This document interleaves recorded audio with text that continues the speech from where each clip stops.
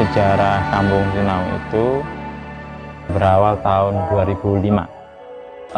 Waktu itu ada seorang tetangga yang minta tolong untuk mengerjakan PR anaknya. Kemudian saya bantu. Saya hanya mengajar dengan tulus. Lambat laun semakin banyak anak-anak tetangga yang lain dititipkan kepada kami. Semakin banyak murid itu, saya semakin bingung karena tidak ada guru yang membantu saya pada saat itu. Saya terpikir, mungkin ada satu anak, satu murid yang saya anggap sudah mampu untuk mengajar tingkatan sekolah dasar. Dan alhamdulillah setelah itu teratasi. Assalamualaikum warahmatullahi wabarakatuh, Ikram people. Halo semuanya, kembali lagi di podcast Ikram Podcast. Halo semuanya, jadi sebelumnya kenalin ya, nama aku Afika Ulia. Dan kali ini nih Vika gak sendirian loh, Vika ditemenin bareng bintang tamu kita. Please welcome Kak Sigit. Halo Vika. Halo Kak, gimana nih kabarnya Kak? Alhamdulillah sehat. Baik ya, boleh dong kakak kenalan lebih lengkap. Kalau aku baik nih kabarnya. Boleh dong kenalan lebih lengkap. Perkenalkan, saya Sigit. Nama lengkapnya Muhammad Sigit Haryanto. Saya dari Kampung Sinau Sidoarjo. Oke kakak, hari ini kabarnya baik ya, pastinya Luar semangat dong kak ya. Kalau boleh tahu nih, Kampung Sinau itu apa sih kak? Kampung Sinau itu adalah nama komunitas belajar Vika. Mm-mm. Jadi Kampung Sinau itu didirikan pada tahun 2006. Oke, cukup lama ya. Mm-mm. Jadi pendirinya itu adalah guru saya. Namanya beliau adalah Pak Zamroni beserta istrinya Bu Ida. Nah, awal berdirinya Kampung Sinau itu adalah sebuah kursusan biasa, Mm-mm. kursusan bahasa Inggris. Namun lama-lama semakin banyak peminatnya, semakin banyak dan berkembang, akhirnya berbagai macam institusi berdiri di situ. Nah, kenapa kok diberi nama Kampung Sinau? Mm-mm. Dikarenakan beberapa institusi atau lembaga yang ada di Kampung Sinau itu berada di rumah-rumah warga. Nah, karena tujuan utama Kampung Sinau ada itu untuk pemberdayaan masyarakat sekitar. Nah, supaya masyarakat juga memiliki dampak positif dengan lingkungan yang ada di Kampung Sinau itu, akhirnya terbentuklah komunitas-komunitas atau lembaga-lembaga di seluruh satu desa itu. Maka disebut Kampung Sinau.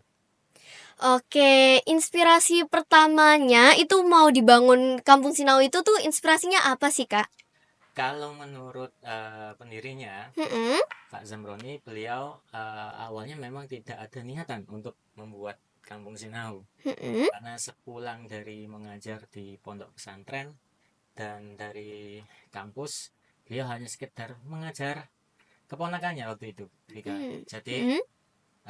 tiba-tiba tetangga menitipkan anaknya untuk belajar, terus tambah banyak, jadi belum ada namanya. Nah, setelah itu beliau karena tambah banyak, orang-orang bingung ini namanya apa ya. Nah, terus beliau minta izin kepada kiainya sama tempat khususnya beliau, Mm-mm. namanya English Course di Malang, sedangkan Al-Falah itu nama pondok pesantrennya beliau. Jadi didirikanlah yang namanya Al-Falah Islamic Course, kita sebutnya FIC. Itu awal mula lembaganya. Oke, visi dan misi utamanya Kampung Sinau tuh apa sih kak? Boleh dong diberitahu. Visi dan misi utama Kampung Sinau tadi adalah menyelenggarakan pendidikan yang holistik yang dapat dijangkau oleh seluruh kalangan serta dapat bermanfaat banyak untuk seluruh kalangan. Oke, sekarang Vika mau nanya nih ya kak ya. Sekarang Kampung Sinau itu lagi sibuk tentang apa sih kak? Sibuk ngajar. Ngajar apa tuh kalau boleh tahu? Ya, tentu saja sebetulnya nggak hanya proses pembelajarannya. Namanya belajar itu kan banyak hal, Vika. Mm-mm. Jadi tidak hanya sekedar di dalam kelas. Kampung Sinau itu juga ada beberapa komunitas-komunitas yang didirikan anak-anaknya sendiri. Contoh, ada anak-anaknya yang suka gambar komik. Mm-mm. Mereka kumpul mengumpulkan teman-temannya, mereka bikin kegiatan sendiri, jadi komunitas komik. Anak yang suka fotografi, videografi, Mm-mm. mengumpulkan teman-temannya, akhirnya jadi komunitas juga. Jadi nggak hanya sekedar datang kursus les terus pulang. Nah, seperti itu. Jadi dengan kegiatan kita yang variatif, kadang mereka juga sering keluar untuk belajar dengan sumber belajar yang dikatakan profesional dalam bidang pekerjaannya. Salah satu contohnya mungkin belajar alam dengan para aktivis yang bergerak di bidang lingkungan, Mm-mm. belajar tentang pendidikan atau sosial yang dengan aktivis yang bergerak di bidang tersebut di luar kota, sambil jalan-jalan sambil belajar. Oke Kak Sigit, perbedaannya Kampung Sinau dengan lembaga-lembaga lain itu apa sih? Jadi perbedaan Kampung Sinau dengan lembaga lain itu yang pertama adalah sistemnya. Mm-mm. Kami menerapkan sistem subsidi silang. Sistem subsidi silang itu di mana anak-anak yang kurang mampu, anak-anak yatim piatu duafa di sana digratiskan masuk kelas beasiswa. Sedangkan yang Mm-mm. mampu ya tentu saja berbayar sesuai prosedur. Dan tidak hanya itu, kami juga mempunyai sistem kolaborasi dengan beberapa orang-orang yang profesional, seperti contoh ada native speaker yang datang setiap bulan, dan juga kami sering mendatangkan beberapa orang-orang profesional di bidang pekerjaannya untuk mengisi kelas inspirasi Mm-mm. kepada anak-anak. Seperti ada seorang kenalan yang sangat banyak ya tentu saja dari guru saya, pendirinya Pak Mm-mm. Zamroni itu, seperti contohnya misal dari Duta Bahasa Nasional Mm-mm. datang memberikan inspirasi, orang-orang yang bergerak dalam bidang pendidikan, lingkungan, aktivis dan seterusnya, itu mereka datang untuk memberikan kelas inspirasi untuk anak-anak. Jadi mereka yang belajar di kampus itu nggak hanya melulu materi bahasa Inggris saja, Mm-mm. jadi mereka mendapatkan banyak hal-hal yang dimana itu nggak didapatkan di sekolah. Oke, Kampung Sinau cara belajarnya kayak gimana sih Kak? Kan ada yang kayak cuman membaca, menghafalkan, bermain, kayak gimana tuh? Setiap kelas itu diberikan metode yang berbeda-beda oleh gurunya sesuai dengan kebutuhan kelas tersebut. Hmm. Tentu saja hal yang paling dasar untuk yang kami terapkan itu mengenai literasi, Mm-mm. di mana kami mempunyai perpustakaan juga sebagai fasilitas, sebagai penunjang juga belajar bagi anak-anak ketika mencari sumber-sumber belajar yang lain selain dari internet. Ya, kami menyediakan internet, tapi setiap pembelajaran kami selalu untuk tidak bolehkan anak-anak membuka gadget selain diperintahkan oleh gurunya, sehingga buku perpustakaan itu tergunakan. Jadi anak-anak selalu akan baca di situ, karena untuk gadget di situ hanya boleh diperbolehkan saat mereka tidak ada kelas ataupun tidak ada kepentingan untuk belajar di Kampung Sinau. Oke, berarti kalau di situ tidak diperbolehkan untuk membuka gadget saat jam pelajaran. Betul. Oke, keren, keren, keren. Oke Kak, sekarang aku mau nanya, program-program yang ada di Kampus Sinau itu apa aja nih? Ada banyak sekali, hampir semua bidang ada di Kampung Sinau. Apa aja tuh? Mulai awal karena ada banyak lembaga. Yang pertama lembaga namanya FIC, Al-Falah Islamic Course. Di sini fokus pada bidang bahasa Inggris, mulai pratek sampai pekerja umum. Nah, dari mulai keahlian dari speaking, writing, listening ataupun TOEFL itu ada di FIC karena fokusnya di bahasa Inggris saja. Ada VIA, itu lembaga yang fokus pada bimbel, mata pelajaran umum, sekolah, kursus. Nah, itu di VIA mulai dari SD sampai SMA. Sedangkan yang ketiga ada institusi namanya BIMAFA, dia fokus pada matematika IPA di BIMAFA. Yang keempat ada Sinau Mandarin, fokus pada bahasa Mandarin. Terus ada bahasa Arab, jadi itu kursus bahasa Arab. Dan yang baru ini SMP Kampung Sinau, ini sekolah non formal. Paling baru ya? Iya. Oke, yang paling menonjol itu program apa nih Kak? Paling terkenal? Paling terkenal karena awal berdirinya adalah FIC, yang terkenal ya tentu bahasa Inggrisnya. paling terkenal itu bahasa Inggrisnya. paling dikenal bahasa Inggris. Berarti ngomong bahasa Inggris terus ya Kak ya di sana? Tidak semua lembaga. Tidak Kan semua. tadi lembaga FIC saja di lingkungan itu fokus bahasa Inggris. Kalau di VIA mereka fokus pada bahasa Jawa kromo alus, kromo inggil. Mm-mm. Sedangkan yang bahasa Arab di lingkungan itu ya wajib berbahasa Arab. Sementara Mandarin juga begitu. Oke, kalau misalnya baru awal banget masuk nih ya Kak ya, habis itu kita nggak bisa ngomong bahasa Mandarin, bahasa Jawa halus, bahasa Arab, itu kayak gimana tuh Kak cara mengatasinya? Ada setiap kelas kan memiliki level, tentu saja Mm-mm. mereka akan tetap memaksa diri mereka sendiri untuk, kan karena kita kan sudah zaman teknologi yang canggih nih, Bener-bener banget. bisa pakai kamus, buka, dipraktekkan dan seterusnya. Tidak masalah salah, yang penting tetap berusaha untuk belajar. Kita bisa pakai itu tadi aplikasi kamus atau Google Translate. Oke, kalau kayak gitu ya Kak ya, kan ada level-levelnya ya Kak ya. Itu dites atau enggak sih Kak level-levelnya itu? Tentu setiap mau masuk di Kampung Sinau ada yang namanya pretest Mm-mm. untuk menempatkan setiap siswa yang mau belajar di lokasi atau di kelas yang sesuai dengan kemampuan skill dasarnya. Oke, ditesnya kayak gimana tuh? Tes apa aja? Di setiap lembaga memiliki tes yang berbeda-beda, tentu saja. Kalau di bahasa Inggris Mm-mm. ada sendiri tes dasar bahasa Inggris, mulai dari grammar, speaking, listening, dan vocabulary-nya. Oke, berarti kalau yang lainnya sesuai Yang sama lainnya pelajarannya? sesuai mata pelajaran. Kalau di kursusan, ya di kursusan sesuai mata pelajaran sekolah.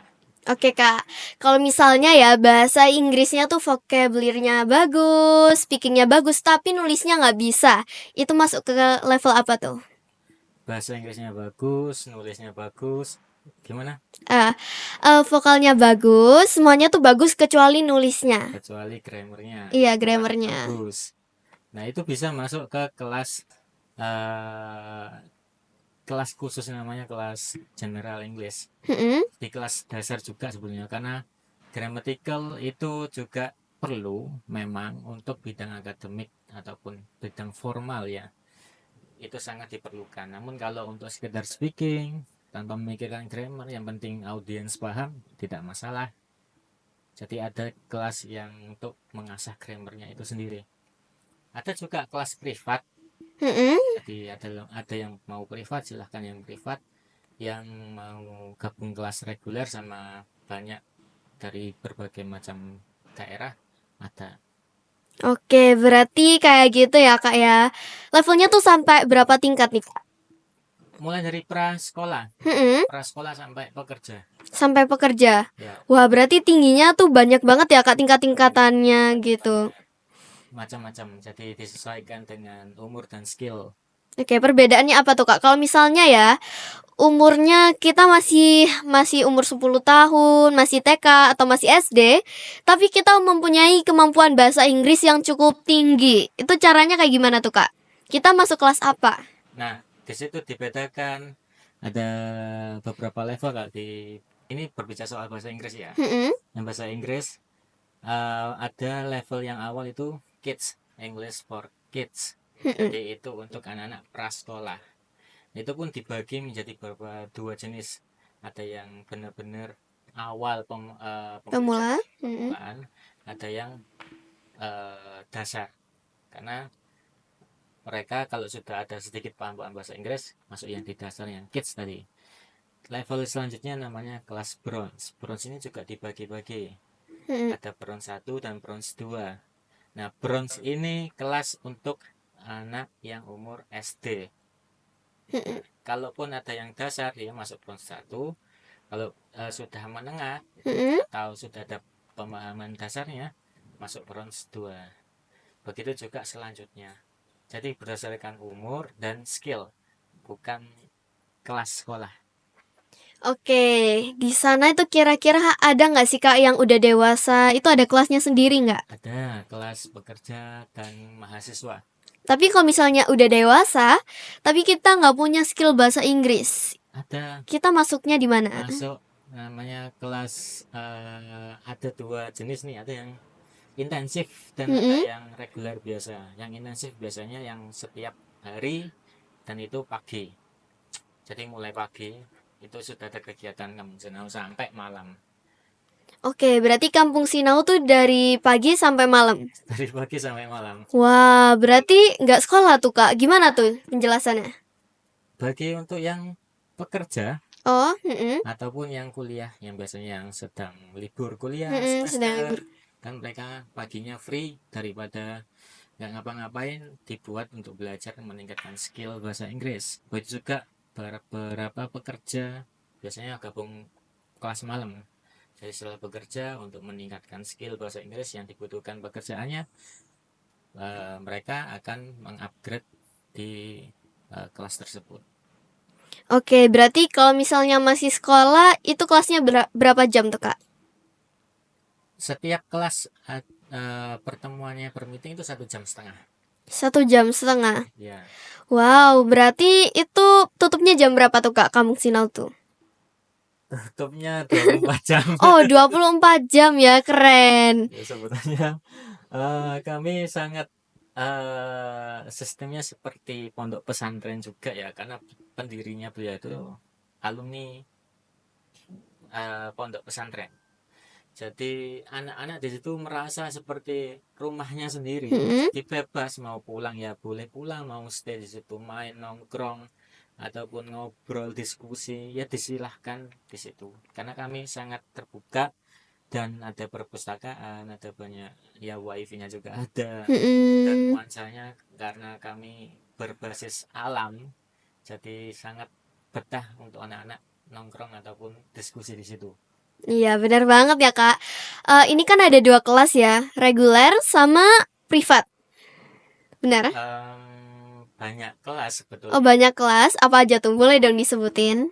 Ya karena terlalu Terlalu banyak setiap sampai nggak lembaga hafal itu ya. kelasnya bermacam-macam. Bermacam-macam. Kalau bahasa Inggris. Kalau bahasa Inggrisnya itu tadi mulai dari kids ya, Mm-mm. anak-anak sampai pekerja tadi, itu pun dibagi menjadi yang reguler dan privat. Mm-mm. Ya bayangkan yang kids aja dulu itu ada yang reguler dan privat, ada yang tingkat 1 dan tingkat 2, Oke. terus juga bronze, ada yang reguler dan privat. Oke, berarti kalau privat itu kita yang ke sana tapi berdua doang sama gurunya atau gurunya yang ke rumah kita. Ada 2 opsi biasanya, ada yang mau datang ke Kampung Sinau, ada yang gurunya yang datang ke rumah. Tapi lebih banyak yang datang ke Kampung Sinau untuk masuk yang kelas reguler, jarang-jarang juga Mm-mm. privat. Oke, tapi kalau misalnya jauh gitu rumahnya dari Kampung Sinau, itu kayak gimana tuh Kak cara mengatasinya? Ada juga kelas online. Oh, kelas online. Mm-mm. Berarti kelasnya VC atau kayak gimana? Ya, kami menggunakan Video platform, call? ya platform belajar Zoom atau Google Meet. Oke. Oke Kak Sigit, mungkin nggak sih kalau Kampung Sinau bakal berkolaborasi dengan Ikram? Kemungkinan bisa. Bisa. Ya karena kita juga sangat terbuka, apalagi kolaborasi itu mengenai tentang pendidikan. Kampung Sinau sangat membuka bagi siapa saja yang mau tergabung dan terlibat dengan Kampung Sinau dalam segi pendidikan. Seperti misalnya ada beberapa sekolah yang juga datang atau mengunjungi Kampung Sinau untuk belajar, seperti dengan native speaker, karena kami setiap bulan itu ada bule yang datang ke Kampung Sinau, jadi anak bisa datang ke situ untuk belajar. Ada juga beberapa kayak kampus tentu saja yang melakukan penelitian di Kampung Sinau, itu juga kerjasama dalam bidang hal seperti itu. Ada juga mereka beberapa sekolah mengirimkan anak-anaknya untuk seperti studi banding atau wawancara Mm-mm. dengan bule atau dengan owner Kampung Sinau yang mempunyai tugas-tugas dari sekolah. Jadi banyak hal dari segi terutama di bidang pendidikan kami sangat mendukung itu. Oke Kak, caranya gabung atau berkolaborasi dengan Kampung Sinau tuh kayak gimana nih Kak caranya? Caranya tentu saja hal yang paling umum menghubungi kontak yang ada di web Kampung Sinau itu juga sudah tersedia, di brosur juga ada, di Instagram juga boleh. Oke, boleh di-spill dong nomornya. Ya, ada di Iya, sebelah. iya, di bawah, oke. Oke, responnya masyarakat kehadirannya Kampung Sinau tuh kayak gimana sih, Kak? Alhamdulillah sangat baik sekali, Rika. Sangat baik. Kayak gimana tuh baiknya? Sangat baik dikarenakan lokasi Kampung Sinau tadi adalah karena kita tanahnya juga tidak terlalu luas, Mm-mm. kita menempati rumah-rumah warga. Mm-mm. Nah, rumah-rumah warga itulah yang dijadikan kelas. Nah, warga sendiri yang meminta untuk tempat di rumahku saja untuk biar supaya jadi kelas belajar. Iya. Kalau kayak gitu rebutan atau enggak nih? Aku di sini gitu enggak? Rebutan apanya? Iya, Rebutan. iya. Oh, tidak, itu sudah ada jadwal Oh, tersendiri. sudah ada Kelas-kelasnya, jadwalnya ya. lokasinya di mana saja. Oke, Kampung Sinau itu bekerja sama dengan pihak lain atau enggak nih, Kak? Alhamdulillah selama ini Kampung Sinau independen. Oh, jadi berdiri sendiri ya? Untuk kerjasamanya bukan dalam bidang hal di mana partner bisnis seperti itu ya, tapi bekerja sama dalam bidang bergerak pendidikan. Seperti contoh, kami tentu saja sangat welcome dengan siapapun orang-orang yang mau terlibat dengan Kampung Sinau, sumbangsi, memberikan motivasi atau kelas inspirasi seperti itu. Jadi kami juga sering mengundang berbagai macam pihak-pihak yang inspiratif Mm-mm. datang ke Kampung Sinau memberikan kelas. Oke, keren ya, Kak ya. Kampung Sinau tuh lokasinya ada di mana aja nih, Kak? Ada berapa cabang tuh? Kampung Sinau masih satu saja. Masih satu. Siwalan Panjing Buduran tepatnya. Oh, di Buduran ya. Sidoarjo. Iya. Oke, pandangannya Kak Sigit tentang Ikrom itu kayak gimana, Kak? Untuk sekolah ini sejujurnya memang saya baru pertama kali ini Mm-mm. datang dan cukup luar biasa ketika saya datang disambut oleh satpamnya Mm-mm. mau kemana. Nah, satpamnya juga sangat ramah menunjukkan Mm-mm. ke lobi, dan di lobi pun juga disambut oleh guru-gurunya, dan akhirnya ya ini hal yang luar biasa, banyak sekali anak-anak yang belajar di lingkungan yang sangat mendukung ini dengan fasilitas yang sangat bagus, Mm-mm. dan saya yakin anak-anak di sini cukup sangat menikmati pembelajaran di sini dengan guru-guru yang kompeten. Oke, harapannya untuk Kampung Sinau tuh apa nih, Kak? Harapan untuk Kampung Sinau, mudah-mudahan Kampung Sinau menjadi lembaga yang lebih besar dan agar lebih banyak manfaatnya untuk bagi orang-orang yang membutuhkan. Oke, sebesar apa tuh, Kak? Sebesar Tuhan yang menentukan. Oke. Kalau misalnya Kampung Sinau itu pernah nggak sih kepikiran aku mau membangun cabang di luar negeri? Pernah nggak kepikiran gitu? Untuk membangun cabang kami masih belum memikirkan itu. Cuma Mm-mm. harapan kami untuk anak-anak atau alumni-alumni Kampung Sinau itu dapat menyebarkan ideologi-ideologi kami, yang supaya mereka juga dapat menyebarkan ilmu-ilmu yang sudah dipelajari di Kampung Sinau di tempatnya masing-masing. Ada yang, karena Kampung Sinau itu banyak anak-anak yang dari luar pulau juga. Ada yang dari Kalimantan, ada yang dari Sumatera, ada yang berbagai macam pulau Mm-mm. yang datang juga belajar di Kampung Sinau, yang stay di sana juga. Nah, harapan kami ketika mereka kembali ke tempatnya masing-masing, mereka bisa menyebarkan ilmu yang sudah dipelajari di Kampung Sinau. Mm-mm. Ya, walaupun tanpa embel-embel nama Kampung Sinau, kami tidak mempermasalahkan itu karena tujuan kami supaya bermanfaat tadi untuk banyak orang. Oke, keren banget ya, Kak ya, Kampung Sinau. Keren banget. Oke, terakhir nih, Kak ya. Boleh dong berikan tips dan trik cara branding dan mempromosikan Kampung Sinau. Mempromosikan Kampung Sinau selama ini kami menggunakan baik dengan offline maupun online ya. Kalau online menggunakan sosial media tentu Sosial saja. media.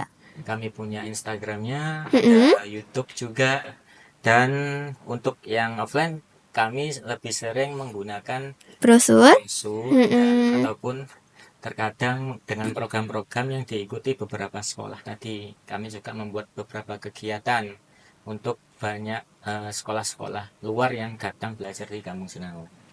Oke Kak, terakhir nih ya, paling terakhir, boleh dong di-spill nama Instagram sama YouTube-nya Kampung Sinau. Aku kepo banget nih Kak ya sama Kampung Sinau. Silakan, nama Instagramnya ya Kampung Sinau Sidoarjo. Kampung Sinau Sidoarjo. Jangan lupa follow ya. Jangan nama Kampung Sinawe. Sinawe, Sidoarjo. Gimana tuh? Sidoarjonya biasa. Oh, sama. Oke, terima kasih ya Ikram People sudah dengerin podcast Ikram sampai akhir. Sampai jumpa di episode lain. Bye-bye.